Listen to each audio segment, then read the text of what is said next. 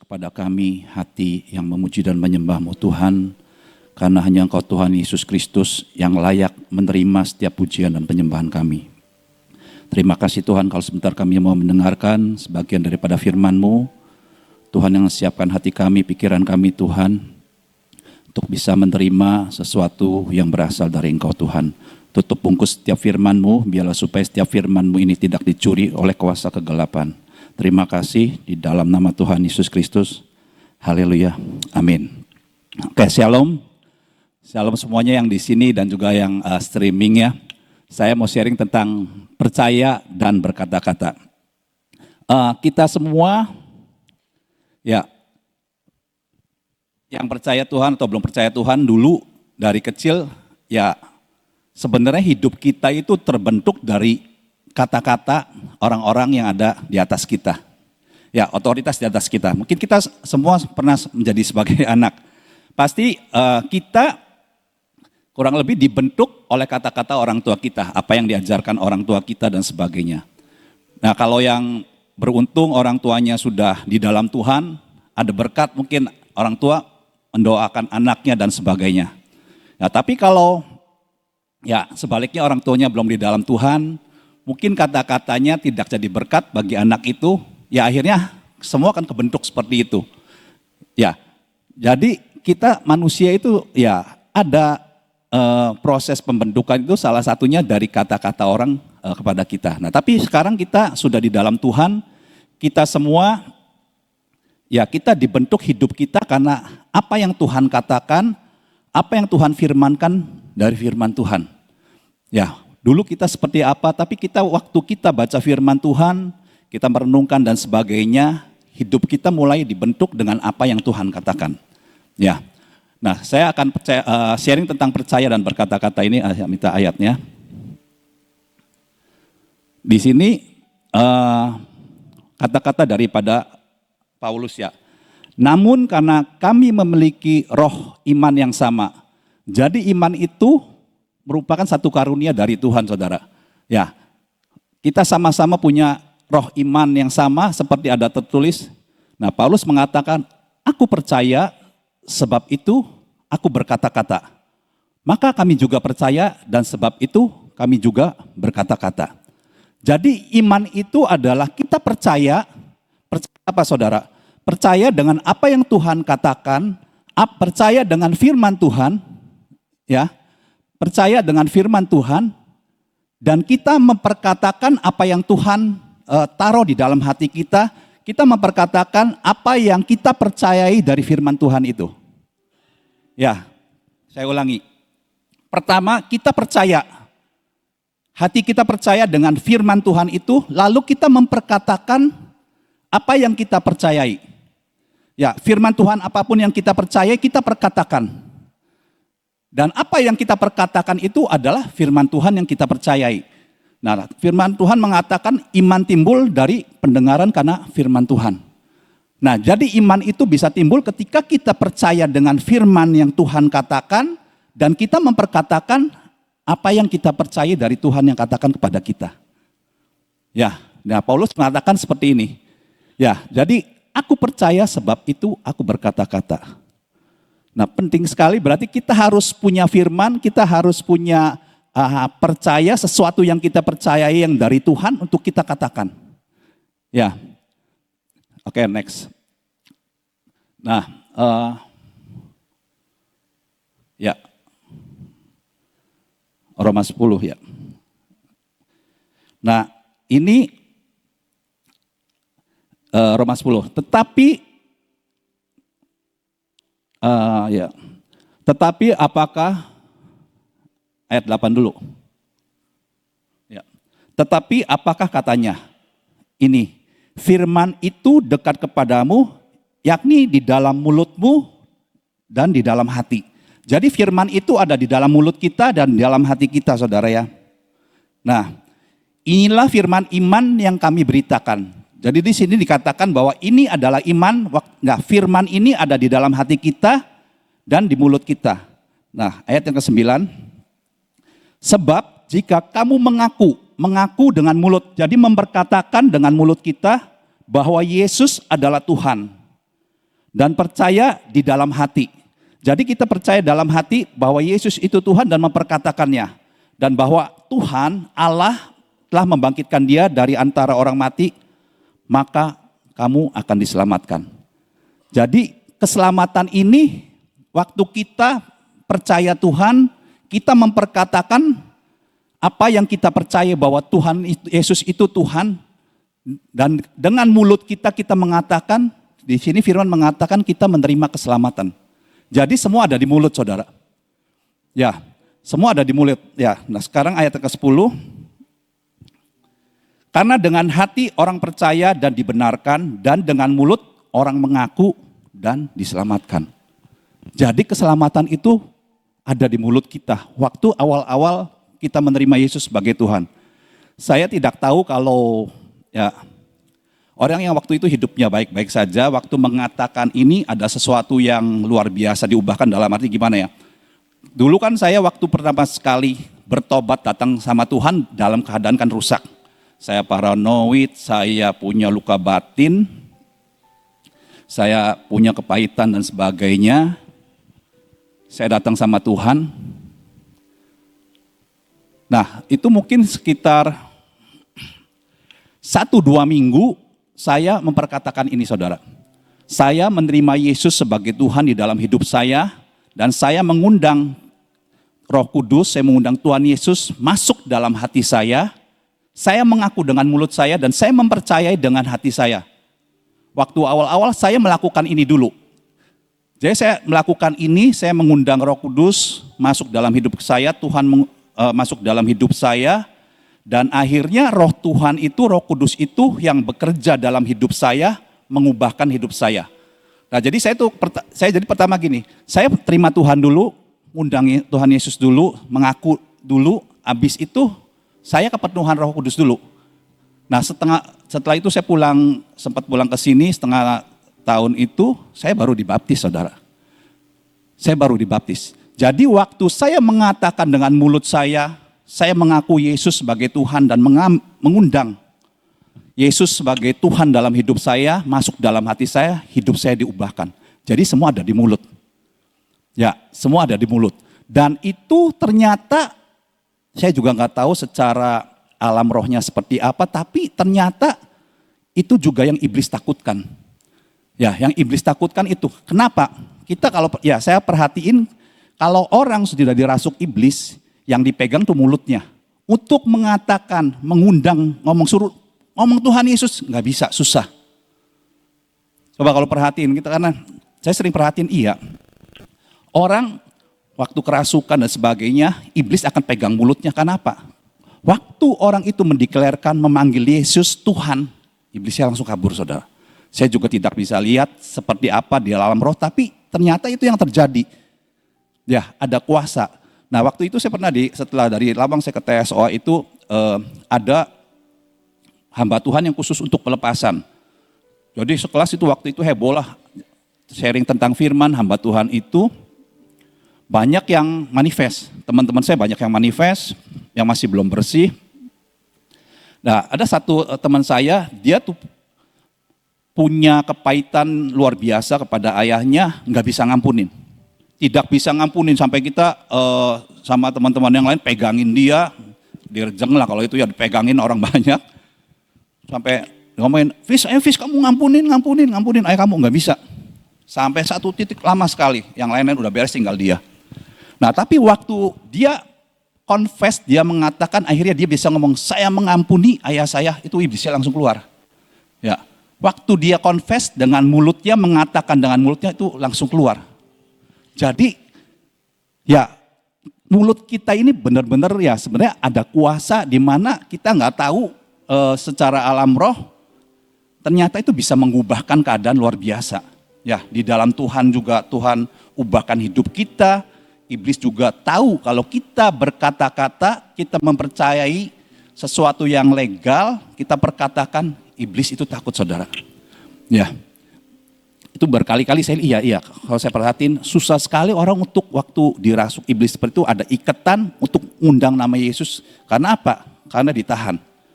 Ya karena waktu orang itu bisa mengatakan, memanggil Tuhan Yesus, itu langsung dilepaskan. Ya, langsung dilepaskan. Jadi sebenarnya deklarasi kita, apa yang kita perkatakan itu punya kuasa yang luar biasa. Ya, punya kuasa yang luar biasa. Cuma ya, saya juga baru perhatiin sekarang, iya ya, waktu saya mendeklarasikan Yesus sebagai Tuhan dalam hidup saya, baru benar-benar saya diubahkan semuanya. Diubahkan oleh Roh Kudus sendiri. Nah, oke, yang percaya, yang pertama, kita harus tahu dan percaya dengan apa yang Tuhan katakan tentang kita. Kita harus cari tahu, saudara. Ya, yang pertama, 1 Yohanes 3 ayat 1. Lihatlah betapa besarnya kasih yang dikaruniakan Bapa kepada kita. Ya, kita mendapatkan kasih karunia dari Bapa sehingga kita disebut anak-anak Allah. Ya, ketika kita menerima Yesus sebagai Tuhan, kita harus tahu posisi kita bahwa kita ini adalah anak Allah. Ya, yang pertama kita itu adalah anak Allah. Nah, terus next. Anak Allah yang seperti apa? Tetapi kamu akan menerima kuasa kalau Roh Kudus turun ke atas kamu. Jadi kita ini adalah anak-anak Allah yang diberi kuasa Roh Kudus. Ya, karena kita menerima Roh Kudus, kita anak-anak Allah yang punya kuasa sebenarnya. Ya, kuasa ya untuk menjadi saksi ya di Yerusalem, Yudea, Samaria, dan sampai ke ujung bumi. Oke, yang next. Nah, di sini juga waktu itu untuk Yosua, janganlah engkau lupa memperkatakan kitab Taurat ini. Memperkatakan berarti kan deklarasi, kita mengatakan firman Tuhan.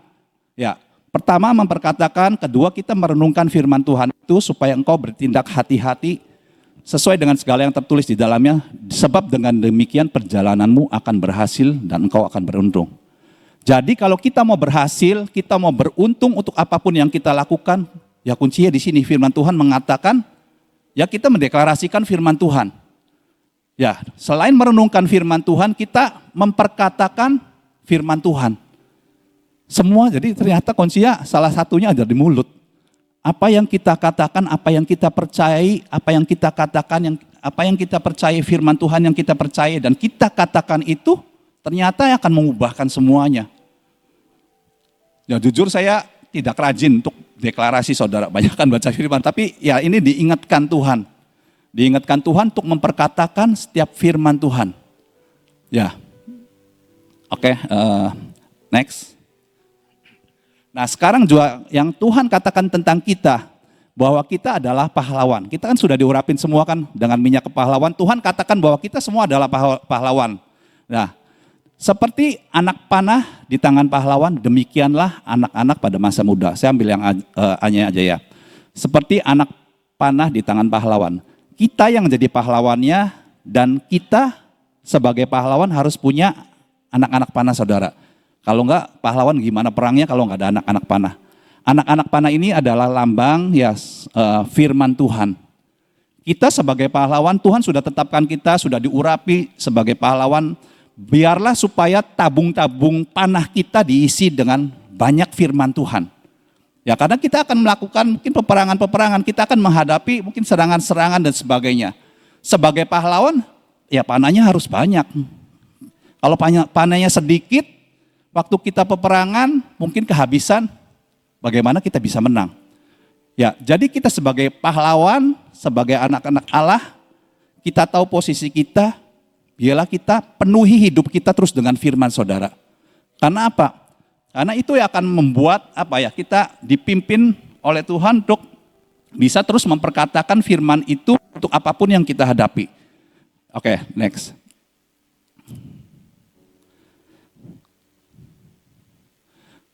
Ya, yang kedua perkataan firman untuk melawan tipu muslihat iblis. Oke, firmannya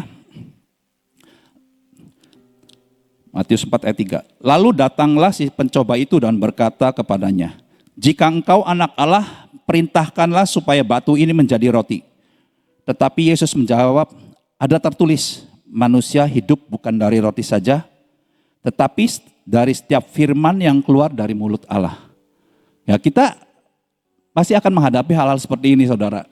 Kadang-kadang waktu kita ngalamin apapun, iblis akan membisikkan sesuatu dalam hidup kita. Nah, kalau kita tidak, tabung-tabung kita tidak diisi dengan panah-panah, tidak penuh dengan firman, kita tidak bisa mengcounter melawan apa yang iblis katakan. Ya seperti yang kemarin Cina bilang, Israel itu luar biasa, ada Iron Dome yang bisa menangkal serangan musuh di jarak 30 kilo, 70 kilo, dan 200 ya sih kalau salah ya. Jadi sebelum serangan itu datang, kita sudah bisa counter, kita bisa lumpuhkan, kita bisa patahkan semua serangan-serangan kuasa kegelapan. Seperti Tuhan Yesus juga selalu seperti itu. Waktu iblis mengatakan apapun, Tuhan Yesus akan balas, dipotong dengan firman, dan iblis setelah itu berhenti. 3 kali lakukan itu, akhirnya iblis pergi. Dan kalau kita melawan iblis itu selalu harus dengan legal. Kadang-kadang kita harus berkatakan sesuatu yang legal di mana dia sudah tidak bisa menjawab, dia sudah tidak bisa melawan, karena semua apa yang kita katakan itu yang dari Tuhan. Ya sering juga iblis akan mengatakan begini dan begitu dan begitu, memisahkan atau mau merusak dan segala sesuatunya, tapi kita bisa katakan, oh tidak, kita bisa katakan pembalikan keadaan jadi pembalikan keadaan, apapun yang dia katakan kita tidak setujui, kita tidak percayai. Nah perlu sekali, makanya kita tabung kita diisi penuh dengan firman Tuhan, ya untuk melawan tipu muslihat iblis ini. Oke, next. Minta ayatnya saya. Ya ini misalnya contoh ya. Misalnya iblis membisikkan kepada kita, tuh lihat, sekarang tokonya sepi, omsetnya turun, dan sebagainya. Kamu harus keluar dari uang kamu buat nombokin karyawan juga udah kurang. Misalnya ini sih ya. Nah kita bisa ambil firman ini misalnya. Allahku akan memenuhi segala keperluanku menurut kekayaan dan kemuliaannya dalam Kristus Yesus. Ya mungkin ini belum menjadi rema dalam hidup kita saudara. Ya lebih baik emang kalau kita dapat rema, dapat firman, kita perkatakan terus. Karena itu yang Tuhan katakan untuk hidup kita khusus gitu. Nah tapi saya percaya waktu kita memperkatakan firman yang logos ini, kita memperkatakan terus, ya iblis kau mau katakan apapun, tapi saya percaya Allah yang saya percayai akan memenuhi segala keperluan saya menurut kekayaan dan kemuliaannya dalam Kristus Yesus. Nah waktu kita mempercayai firman ini, kita perkatakan terus, saya percaya iman itu akan timbul, dan apapun yang iblis katakan kita sudah tidak peduli lagi. Amin saudara. Ya kita percaya bahwa Tuhan akan memenuhi. Caranya gimana? Ya sekarang mungkin kita belum tahu, tapi kita percaya. Mungkin hal itu belum terjadi, tapi kita percaya di dalam hati kita sudah diubahkan. Karena apa? Karena kita mempercayai firman Tuhan ini dan kita terus memperkatakan. Dan waktu kita memperkatakan firman Tuhan yang kita percayai ini, firman ini yang kita dengar akan membuat iman kita terus bertumbuh dan bertumbuh terus. Ya, ini salah satu contoh saja. Ya, ini juga ada salah satunya ini, segala perkara dapat kutanggung di dalam Dia yang memberi kekuatan kepadaku. Atau ya next. Pencobaan yang kamu alami ini pencobaan biasa, yang tidak melebihi kekuatan manusia. Ya kita tinggal ngomong aja sama iblis, ini sih biasa. Tuhan ngomong ini pencobaan yang biasa. Ya, tidak akan melampaui kekuatan saya. Dan Tuhan juga katakan waktu saya menghadapi semua ini Tuhan akan memberikan jalan keluar. Jalan keluarnya apa? Mungkin belum tahu, tapi tidak apa saudara. Waktu kita percaya, ya perkatakan ini, kita mempercayai apa yang kita katakan ini, kita tahu bahwa ya nanti akan ada jalan keluar. Apapun itu caranya, walaupun kita belum tahu. Ya, oke. Yang ketiga aja langsung. Yang ketiga, perkatakan setiap janji Tuhan. Nah ini saya belajar ini ya waktu saya ke tempat ini kan, saya waktu pulang dari Semarang itu 2002 November. Nah selama waktu itu tuh saya ada dengerin Pak Yusak, saya masih jomblo saudara ya, masih jomblo. Terus saya dengerin Pak Yusak, Ya pertama awal-awal juga saya, oh ternyata manusia bisa mendengar suara Tuhan dan sebagainya gitu. Terus Pak Yusak juga kan sering cerita tentang jodoh yang dari Tuhan. Tentang jodoh yang dari Tuhan, beliau menceritakan bagaimana dengan ketemu dengan istrinya, pengalamannya dan sebagainya. Dan juga menceritakan kalau orang dikasih nggak mau cari jodoh dari Tuhan, berpikir bahwa ini yang terbaik buat dia, dia melakukan, tapi ternyata gagal saudara, ada kesalahan-kesalahan di situ. Nah Pak Yusak katakan gini, udah kamu nggak usah pusing-pusing, kita cari jodoh tapi kita lebih baik Tuhan yang pilihin. Sekarang kalau orang pacaran, semua kan kelihatannya baik-baik, kita tidak tahu orang itu seperti apa dan sebagainya. Tapi kalau kita mempercayakan jodoh ini yang dari Tuhan, Tuhan yang akan pilihin. Tuhan yang tahu dia seperti apa, cocok dengan kita atau tidak. Dalam arti gini, tidak ada yang cocok, kata Pak Yusak. Tapi dari yang tidak cocok ini sudah paling cocok. Ya, udah paling cocok. Udah, pokoknya kamu percaya saja dengan Tuhan, biar Tuhan yang pilihin. Kamu gak usah cari sendiri. Karena kita gak tahu orang itu sifatnya nantinya seperti apa dan sebagainya. Nah saya itu nangkep saudara, nangkep itu. Nah di sini kan ada Ibu Nani, ada cici-cici semua yang mendukung saya. Jadi kalau ada cewek waktu itu lo langsung yong dan sebagainya. Terus saya ngomong sama Ibu Nani, ya waktu itu, saya mau minta bantu didoain, saya pengen jodoh yang dari Tuhan. Ya jadi waktu itu saya sering kali dikenalin dan sebagainya. Dan kalau saya kenalan dengan cewek, saya akan seperti ini. Saya bukan mau cari pacar, saya mau cari istri. Ya, sekarang kita jalan, kamu berdoa, saya berdoa. Kalau kamu dapat kita jodoh, saya dapat kamu jodoh Tuhan, jodoh dari Tuhan buat saya, kita nikah. Saya langsung seperti itu. Nah beberapa kali. Dan emang banyaklah beberapa kali ya. Waktu itu Tuhan juga nyatakan saya harus puasa, nanti Tuhan akan tunjukkan dan sebagainya.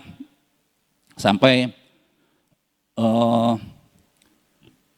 di situ benar-benar saya puasa dikasih ngimpi, saudara kasih ngimpi ada satu cewek. Dan saya itu turun dari lift, saya pegang tangannya tapi kayak dikejar-kejar gitu. Dalam mimpi saya juga nggak tahu dikejar-kejar apa, kayak di parkiran gitu, turun dari lift, terus saya lepasin tangannya. Oh saya tahu bahwa ini bukan jodoh saya dari Tuhan. Terus ada satu lagi,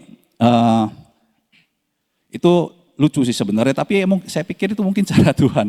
Nah waktu itu Ibu Nanti tuh kayaknya keluar negeri ya.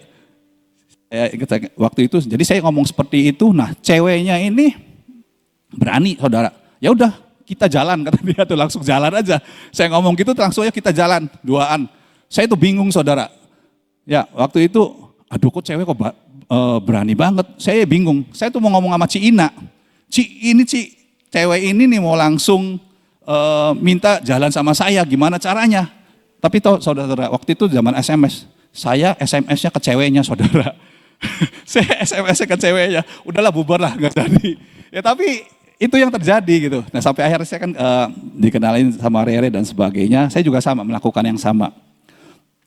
Nah di selang-selang waktu itu tuh Ibu Nani tuh pernah ngomong sama saya, Tuhan katakan sebenarnya hati saya itu belum netral saudara. Saya ngomong mau jodoh dari Tuhan tapi hati saya masih mungkin kayak punya pilihan sendiri, kepengen sendiri, jadi belum benar-benar netral. Jadi kan gini, kalau memang benar mau dipilihin sama Tuhan tuh hati harus netral, ya terima apa yang Tuhan katakan, mau seperti apa ya kita harus terima, kan begitu kan. Ya udah. Nah sampai akhirnya sama Rere itu satu titik saya tahu dia tuh Ibu Nani kasih tahu saya bahwa ya kamu hatinya sudah netral dan Tuhan katakan dia jodoh buat kamu. Nah waktu itu kan saya ngomong, setelah itu saya ngomong sama dia, saya udah dapetin kamu jodoh saya dari Tuhan. Tapi ternyata dia nggak mau saudara. Belum mau, waktu itu belum mau, iya, nggak tahu kenapa belum mau, oke. Ya udah, belum mau. Nah kebetulan waktu itu tuh Ibu Nani tuh khotbah tentang yang Nuh tuh, yang tentang Nuh. Nah itu tuh rema buat saya. Jadi waktu itu Ibu Nani khotbah tentang Nuh, Tuhan kan suruh Nuh, ayo Nuh kamu nanti 7 hari lagi akan ada air bah, kamu bawa binatang dan sebagainya untuk masuk ke dalam bahtera.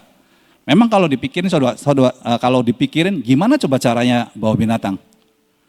Suruh gajah jalan sendiri, suruh macan. Ya, masuk ke bahtera pernah dipikirkan nggak? Waktu itu juga Ibu Nani juga pikir gitu.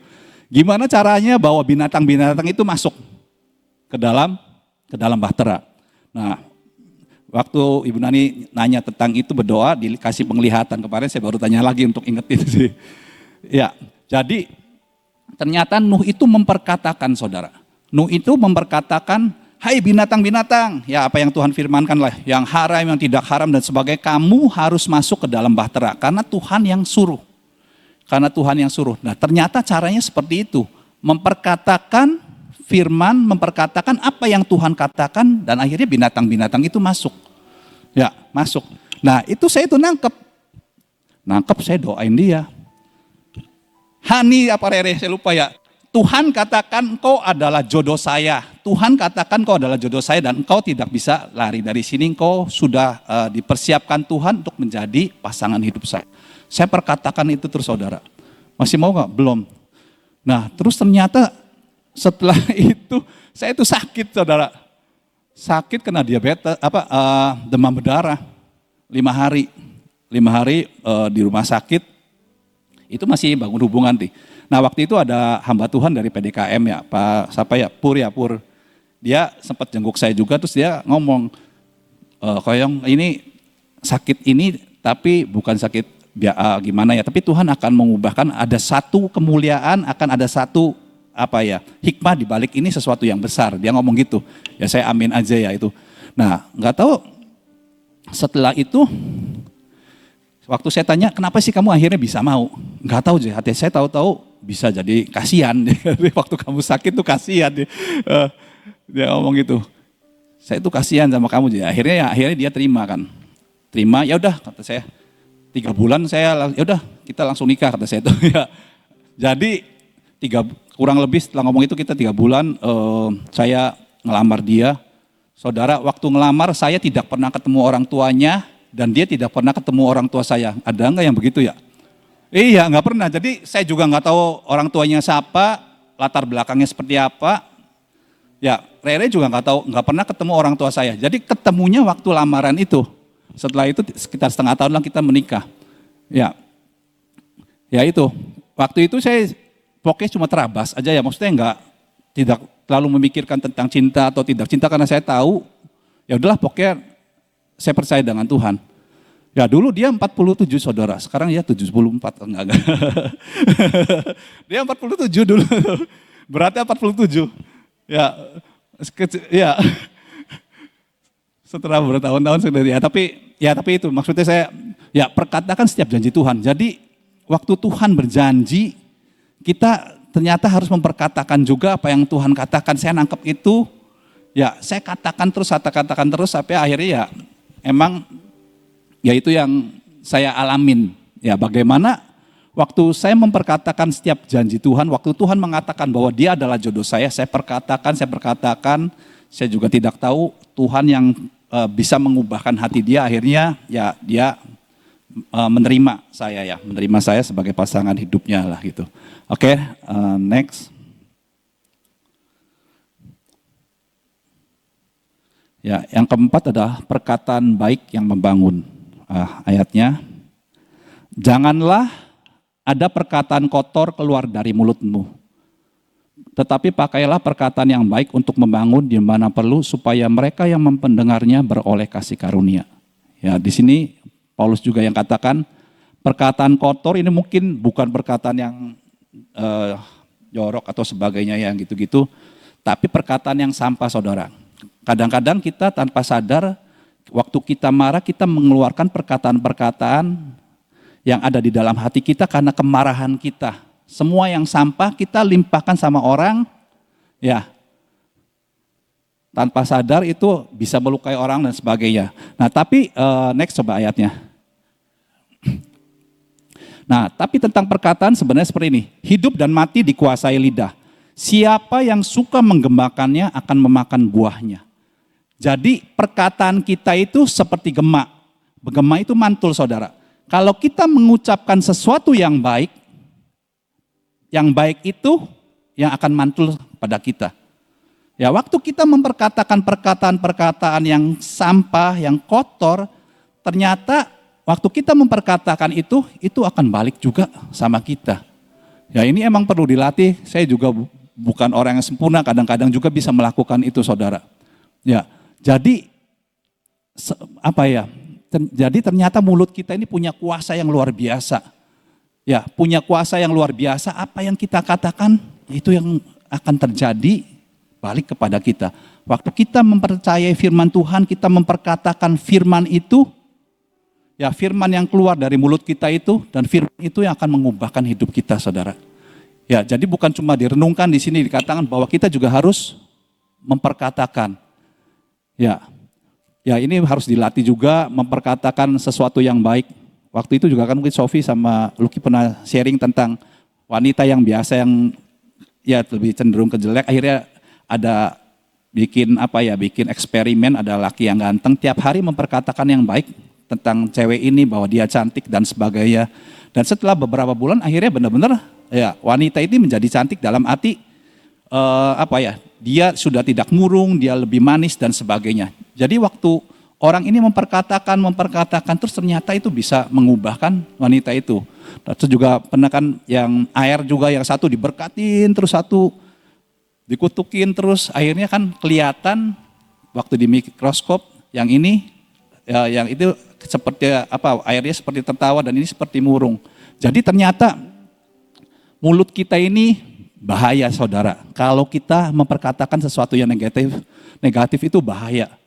Bahaya buat orang, bahaya buat diri kita juga.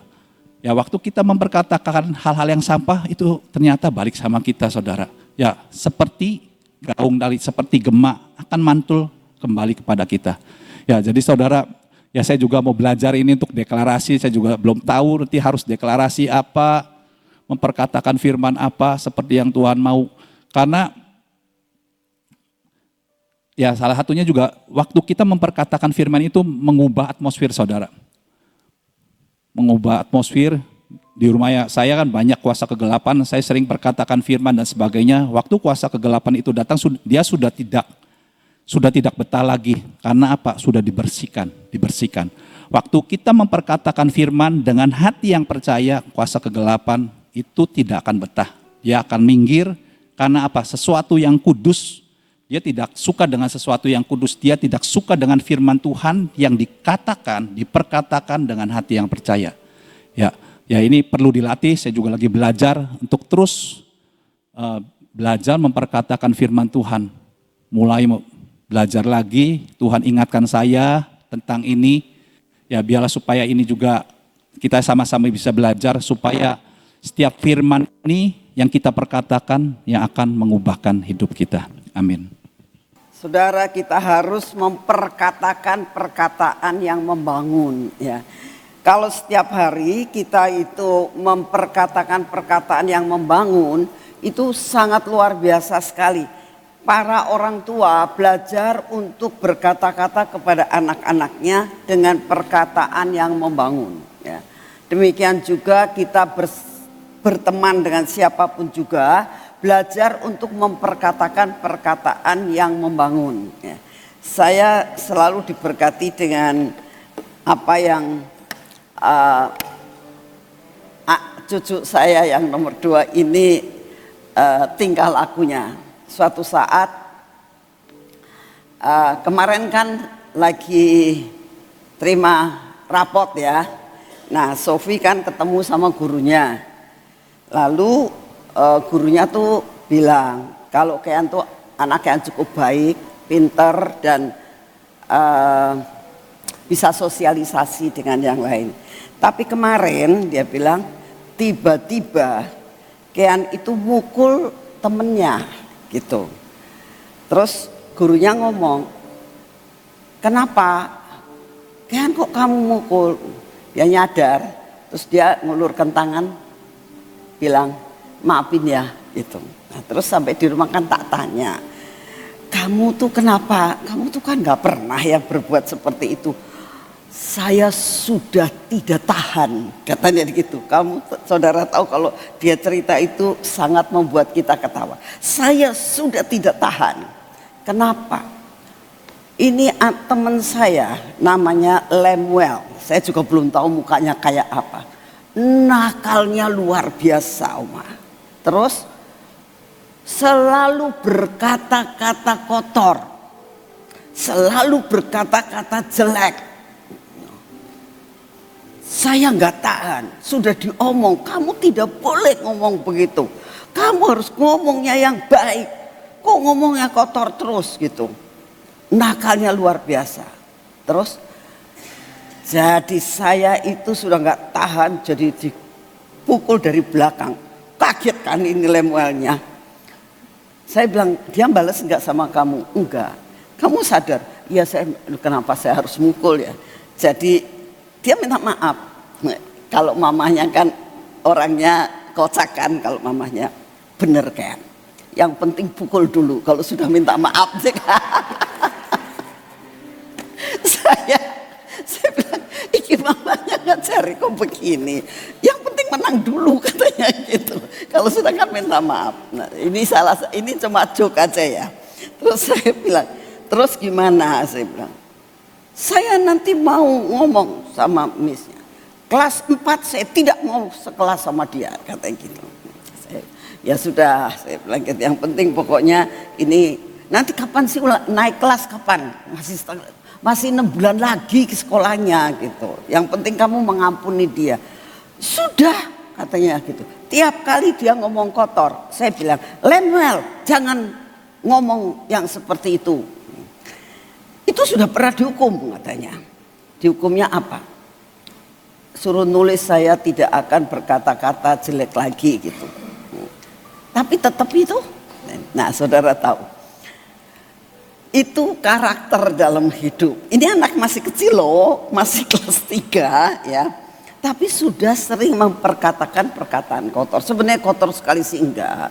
Cuman dia suka ngomong goblok gitu, apa gitu yang jelek-jelek lah gitu ya. Jadi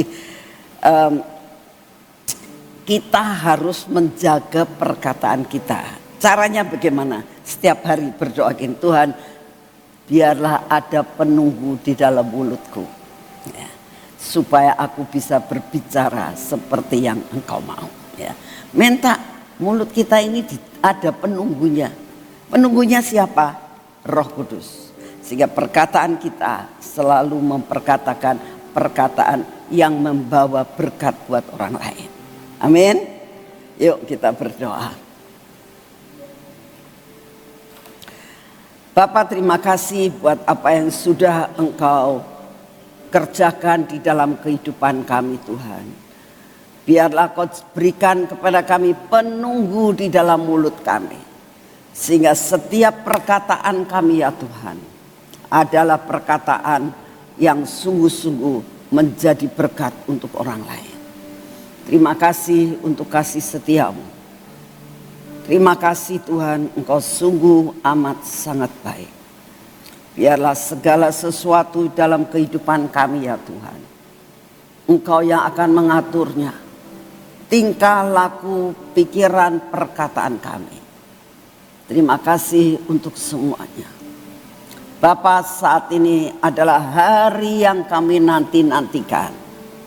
Kami sungguh sangat menantikan Tuhan terjadi pada hari ini, di mana kami akan kumpul di tempat ini sebentar sore Tuhan.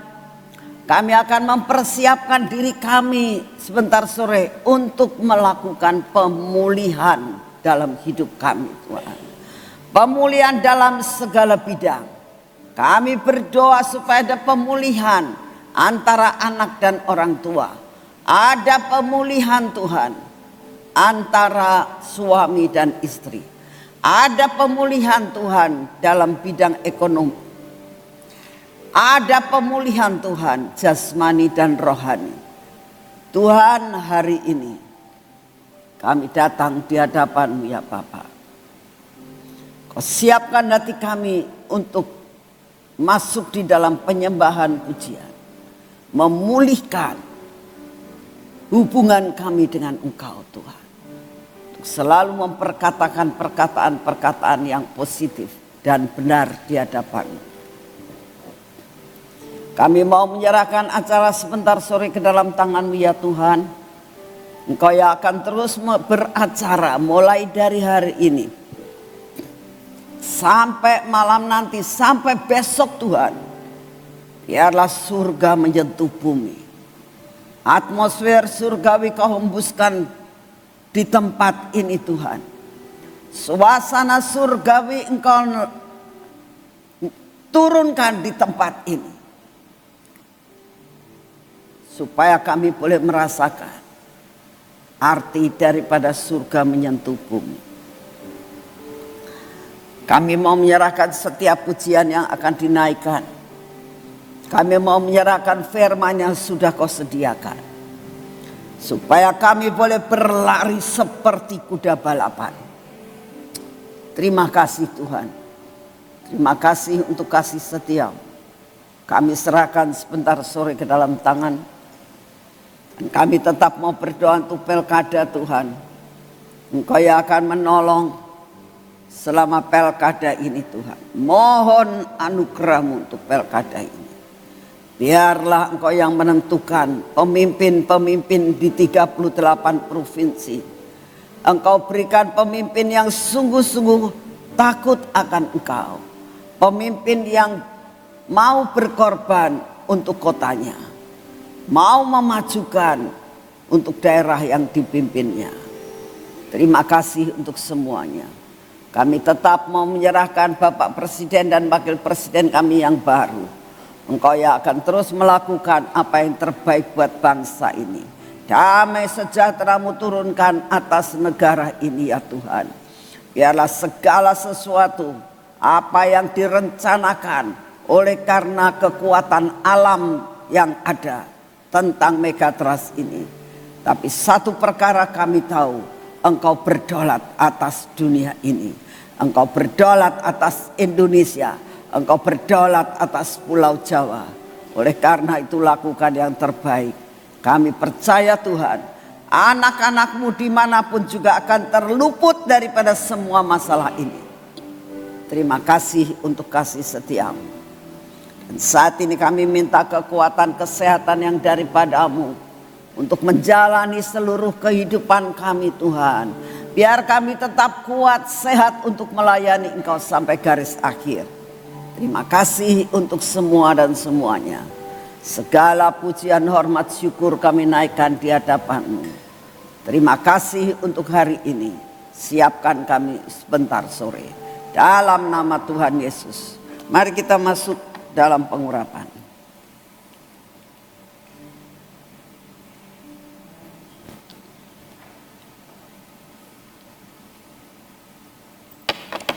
Dalam nama Tuhan Yesus. Biarlah pengurapan ini menguasai hidup kami Tuhan sepanjang hidup kami. Di dalam nama Tuhan Yesus. Biarlah mata kami pun Engkau sendiri akan menguasai. Telinga kami Tuhan. Bibir mulut kami Tuhan seperti perkataan firman-Mu hari ini. Biar ada penunggu dalam bibir mulut kami. Engkau yang akan menolong dan memberkati. Menguasai akan hati kami. Bapa, kami menyerahkan diri. Untuk semua yang tidak baik dalam hidup kami, Engkau yang menghancurkannya. Berkati pekerjaan kami hari ini. Buat pekerjaan kami Tuhan selesai pada waktunya dan kami tidak terlambat datang ke tempat ini. Berkati tangan kami yang akan kami pakai untuk bekerja. Berkati kaki kami yang kami pakai untuk berjalan. Biarlah hari ini ya Tuhan, kami masuk di dalam kemenangan demi kemenangan. Kami masuk dalam kemuliaan kepada kemuliaan. Biarlah hari ini Tuhan, hari yang penuh dengan sukacita. Hari yang penuh dengan pengharapan. Hari yang penuh dengan seluruh janji-Mu digenapkan. Terima kasih untuk semua. Dalam nama Tuhan Yesus. Amin. Selamat pagi, Tuhan memberkati saudara semuanya.